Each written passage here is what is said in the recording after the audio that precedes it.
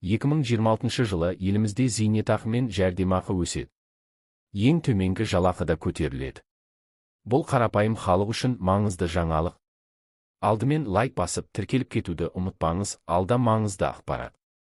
Толығырақ видеода. 2026 жылдың 1 қаңтарынан бастап Қазақстанда зейнетақы мен әлеуметтік төлемдер ұлғаяды. Бұл туралы еңбек және халықты әлеуметтік қорғау министрі Светлана Жақыпова парламентте мәлімдеді.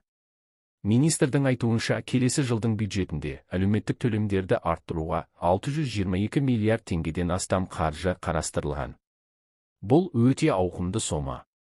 Инфляция деңгейіне байланысты зейнетақы мен жәрдемақы 10%-ға дейін өсуі мүмкін.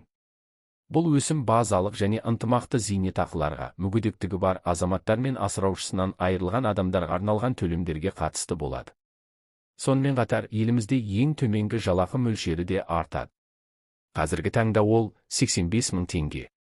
Арттыру көлемі нақты көрсеткіштерге, инфляция деңгейі, еңбек өнімділігі және медиандық жалақыға байланысты.